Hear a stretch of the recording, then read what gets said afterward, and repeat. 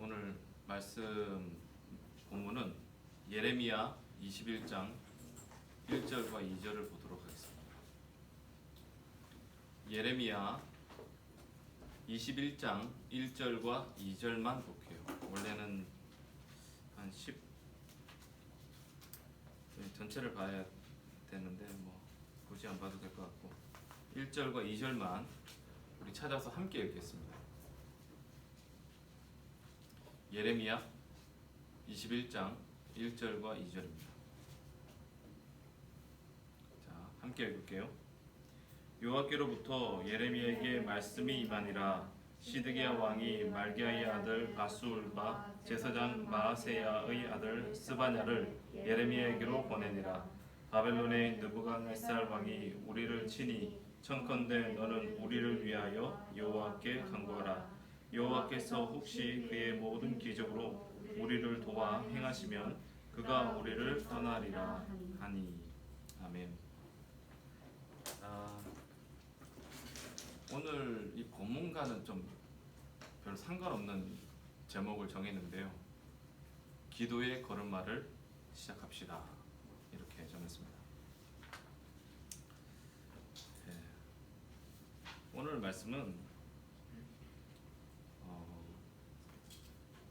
바벨론의 공격으로 이제 멸망에 처한 유다를 위해서 당시 왕이었던 시드기야 왕이 예레미야에게 좀 하나님께 기도를 해달라고 요청하는 그런 내용이에요.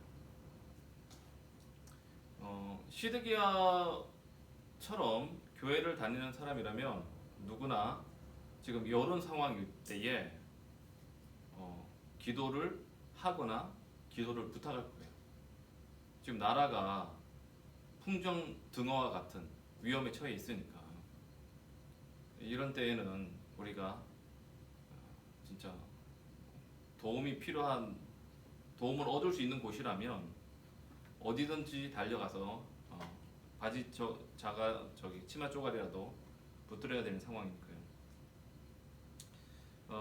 내가 감당할 수 없는 그런 어려움 앞에서 우리가 딱 섰을 때에 사실 내가 감당할 수 없는 일이기 때문에 거기서 내가 할 일이 그렇게 많지가 않아요. 처음에는 이것저것 우리가 해결하기 위해서 나름 애는 많이 쓰겠지만 이것저것 아무것도 해봤자 소용이 없을 때에 정말 내가 더 이상 할 것이 아무것도 없다는 것을 알게 됐을 때에 참 우리는 절망하게 되죠. 지금 그렇게 될 때 사람들은 이렇게 시드기야처럼 하나님께 도움을 요청하게 됩니다. 그런데 사실 오늘 이 본문에 나오는 시드기야는 지금 제가 설명한 그런 모습과는 좀 상관이 없어요.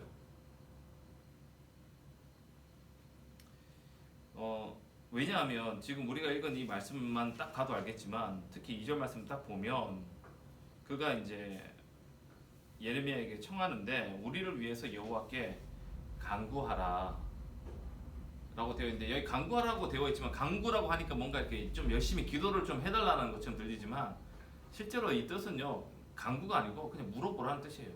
하나님께 좀 물어봐 달라 이런 뜻이고요. 그러한 그 시드기야의 그런 마음이 그 뒤에 말씀에도 나옵니다. 여호와께서 혹시 그의 모든 기적으로 우리를 도와 행하시면 그가 우리를 떠날 거다. 여기서 이제 어떤 부사가 나와요? 혹시라는 단어가 나오죠.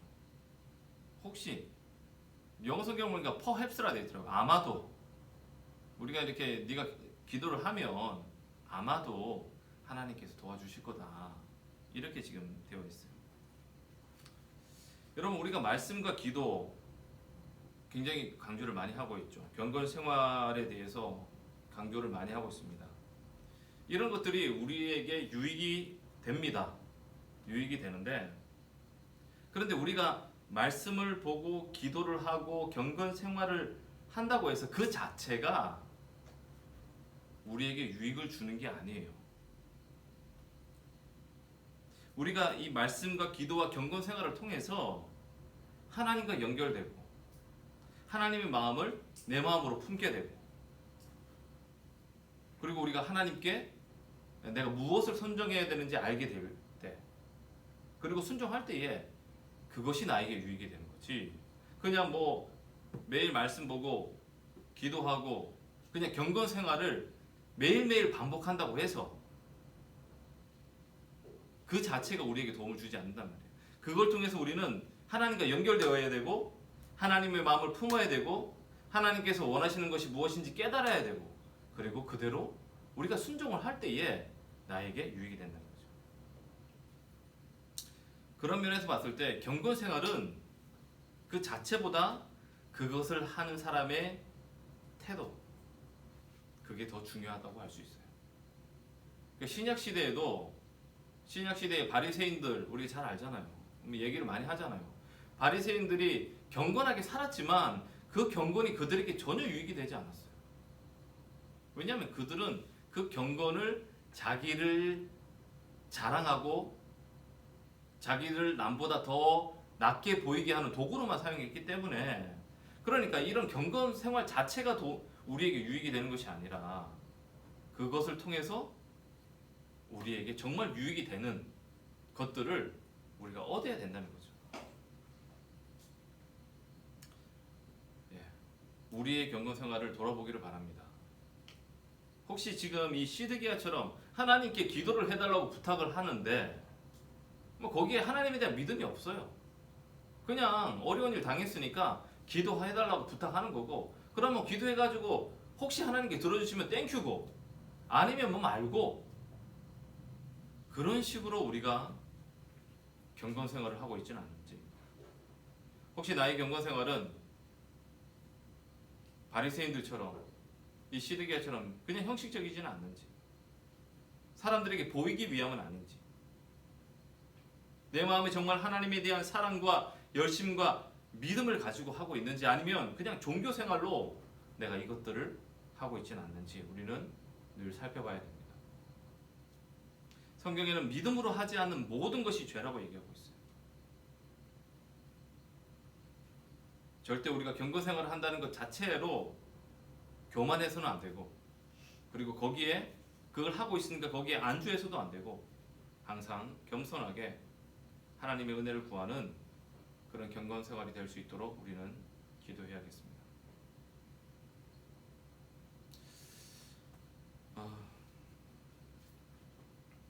오늘 우리는 이제 오늘부터 시작해서 수련회를 놓고 이제 기도를 좀 하려고 합니다. 저는 이 수련회를 시작하면서 그리고 준비하면서 그리고 이렇게 좀 기도를 하면서 이것들을 우리가 좀 준비했으면 하는데, 이런 기도의 시간들을 통해서 우리 모두가 기도의 훈련이 되는 그런 시간이 되기를 바랍니다. 기도는 우리가 여러분 어떤 말을 하느냐 보다 어떤 말을 하는 게 중요한 것이 아니라 우리가 정말 하나님 앞에 우리 마음을 그냥 진실되게 보여드리는 게 더 중요해요. 기도할 때 여러분 뭐 굉장히 아름다운 미사 여구를 뭐 이렇게 붙여서 다른 사람들이 듣기에 좋아 보이게 기도를 하려고 하지 말고, 하나님 앞에서 정직하게 여러분의 마음에 있는 것들을 솔직하게 기도를 하기를 바래요. 지금 제가 기도 제목을 여러분에게 드렸는데, 그런 기도 제목을 가지고 그냥 그걸 따라서 그냥 기도하는 것이 아니고, 사실 기도 제목을 제가 드렸지만 그 기도 제목이 내 마음과 전혀 와닿지 않을 수도 있거든. 전혀 마음에 안 와닿을 수도 있잖아. 그러면 그런 기도 제목을 가지고 그냥 계속 반복해서 말하는 게 아니라, 하나님, 제가 이 기도가 전혀 저의 마음에 와닿지 않습니다. 제 마음이 왜 이럴까요? 좀 우리가 이제 좀 그런 식으로 오늘 그리고 앞으로 우리가 기도를 할 때에 우리가 기도가 되기를 바래요. 기도를 어려워하지 말고 그냥 하나님 앞에서 그냥 정직하게 말한다는 생각으로, 정직하게 내 마음에 있는 것들을 아랜다는 그런 생각으로 기도를 했으면 좋겠습니다. 아무런 마음이 들지 않으면 왜 아무런 마음이 들지 않는지 한번 하나님께 물어보고 좀 친구와 마음을 나누듯 기도를 하기를 바랍니다. 어쨌든 간에 하나님께서 이 시드기야의 정말 믿음 없는, 정말 뭐라고 해야 될까요? 이걸 뭐라고 얘기해야 될지 모르겠는데, 아무튼 정말 이 진심이 담겨 있지 않는 그러한 것들을 가지고 예레미야에게 부탁을 했는데, 하나님께서 그 시드기야에게 전하라는 말씀으로 예레미야에게 말씀하시는 것이 2절 밑으로 이제 쭉 이어요. 하나님께서 쭉 응답하시는 내용이 나옵니다. 거기 보게 되면 이제 9절 말씀을 보게 되면 내 손으로, 제가 다 안 읽을게요. 내 손으로 너희를 칠 것이고 절대 불쌍히 여기지 않을 것이다. 이게 아마 9절이 아니고 어디죠?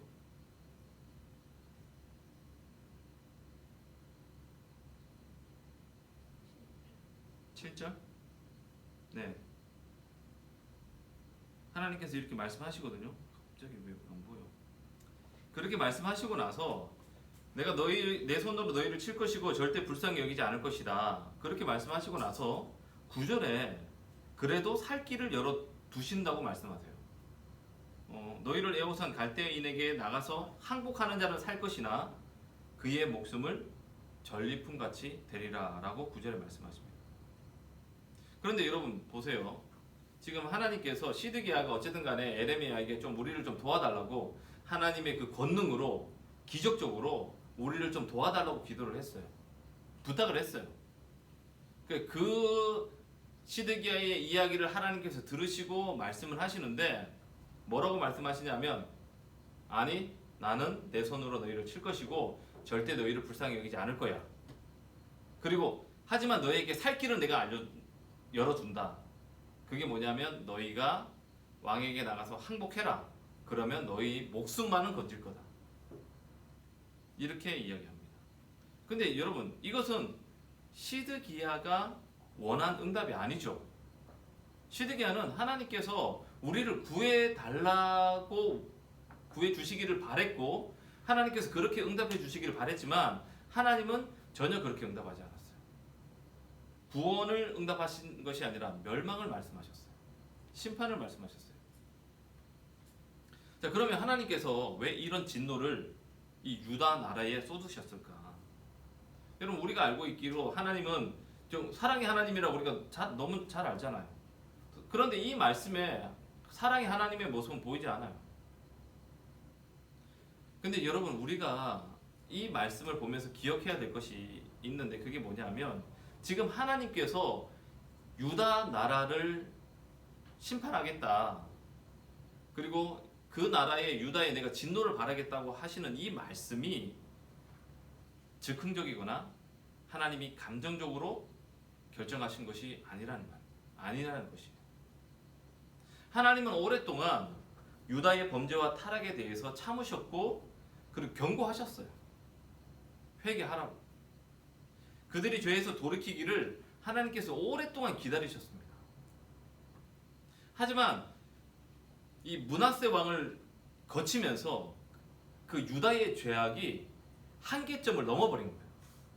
하나님께서 참으시고 기다려 주실 수 있는 한계점을 넘어버렸어요. 그래서 이 요시야 왕의 개혁에도 불구하고 그 한계점은 조금도 줄지 않았고, 그래서 이 유다에 대해서 하나님께서 공의로 손을 대시기로 하신 거예요. 그러니까 이게 지금 우리가 읽지 않았지만 21절에 나오는 이 하나님의 응답이 절대 즉흥적인 것이 아니라는 거예요. 충분히 하나님은 참으셨고 충분히 경고를 하셨고 기다리셨지만 이스라엘이 유다가 회개하지 않았기 때문에 지금 심판을 받게 되는 것이라는 말입니다. 여러분, 저는 이걸 보면서 우리가 기도할 때에 우리가 조심해야 될 것이 있어요. 우리는 내가 원하는 것을 구하기 전에, 그리고 하나님의 도움을 구하기 전에 나에게 일어난 일, 상황에 대해서 왜 이런 일이 일어났는지, 왜 이런 상황이 일어났는지를 먼저 물어보는 기도를 하는 것이 더 나은 기도라는 얘기예요. 그러니까 힘들고 어려운 무슨 문제가 닥쳤을 때에 그냥 다짜고짜 하나님께 나와서 하나님 도와주세요라고 기도하지 말고 더 나은 기도는 어떤 기도냐? 왜 이런 일이 나에게 일어났는지, 왜 이런 일이 벌어졌는지에 대해서 먼저 물어보는 기도가 훨씬 더 나은 기도다. 여러분, 우리가 항상 문제가 생기면 그것을 해결해 달라고 기도하는데 가장 먼저 해야 될 기도는 하나님, 왜 이런 일이 제게 일어났나요? 라고 기도하는 것입니다. 그리고 그 이유를 우리가 하나님으로부터 듣게 될 때에, 그리고 발견하게 될 때에 우리의 기도의 내용도 바뀌게 되고 방향도 바뀌게 돼요. 그래서 우리가 바른 기도를 할 수 있게 됩니다. 무턱대고 기도하는 것이 아니라 이유를 알고 원인을 발견했기 때문에 당연히 기도의 방향이 바뀝니다. 그래서 우리가 바르게 기도할 수 있게 돼요. 여러분, 우리는 죄 가운데 살면서도 안정과 평안을 누렸다면 여러분, 그것은 내게 문제가 없어서가 아니라 순전히 하나님께서 오래 참으신 덕택이에요. 여러분 자신을 잘 살펴보십시오. 내가 뭔가 이렇게 하나님의 뜻에 맞지 않는 삶을 살고 있어. 내가 봤을 때 하나님께서 내가 하나님이더라도 나를 향해서 진노를 하실 수도 있겠다는 생각이 드는데 내 삶에 아무런 문제가 없다. 그러면 우리는 이 정도 살아도 괜찮나 보다라고 생각할 수도 있는데 그게 아니란 말이에요. 하나님께서 참고 계신다는 거예요. 그래서 만약에 그래서 그렇게 참으시다가 죄로 인해서 문제가 생긴다면 더 이상 하나님께서 이 문제에 대해서 참을 수 없는 한계점에 다다랐구나라고 생각하는 게 맞습니다. 그리고 만약에 이것이 죄로 인한 징계의 성격을 가진 문제라면 나는 그럼에도 불구하고 이 문제에서 빨리 좀 하나님 나를 용서해 주시고 이 문제에서 벗어나기를 원할 수도 있겠지만, 하지만 하나님께서 내가 원하는 대로 응답하지 않는다 할지라도 우리는 그것들을 받아들일 수 있는 태도를 가져야 됩니다. 오늘 말씀에 하나님께서 유다에 허락한 이 생명의 길은 목숨만 부지하는 길이라고 얘기했잖아요. 자신이 가진 모든 것들을 다 뺏기고 나라도 없어지고 포로로 끌려가서 노예로 살아야 된다는 그런 말씀이거든. 근데 이게 죄의 결과예요. 하지만 그렇게 살아서 지은 죄를 회개하고 돌이키면 하나님께서 다시 언젠가 회복시켜 주실 것을 우리는 믿어야 됩니다. 믿어야 돼요. 하지만 우리가 원하는 시간, 우리가 원하는 때에 그 일이 일어나지 않을 수는 있단 말이에요. 왜냐? 죄에 대한 결과이기 때문에. 제가 봤을 때에 우리 신앙인들에게 있어서 좀 한 가지 안타까운 점은 뭐냐 하면 많은 사람들이 하나님은 우리에게 책임을 돌리시지 않는 분처럼 생각한다는 거예요. 그 책임을 이제 예수님께서 담당하셨죠. 사실 예수님께서 우리 죄를 담당하시고 돌아가신 것이 맞으니까.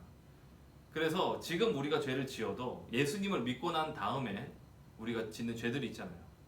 그 죄 역시도 예수님께서 담당하셔서 나에게 그저 용서가 일어나고 아무런 문제가 일어나지 않는다고 생각하는데 그렇지 않다는 얘기예요.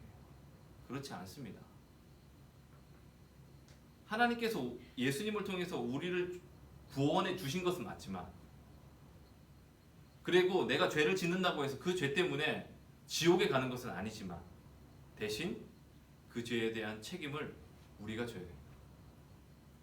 우리는 죄를 지을 때마다 하나님께서 나를 구원하신 그 사실 자체가 막 흔들려서 우리는 문제인데, 정말 우리가 구원받았다면 그 구원이 취소가 되진 않아요. 하지만 구원받은 이후에 짓는 죄들에 대해서는 하나님께서 우리에게 책임을 물으신다는 겁니다.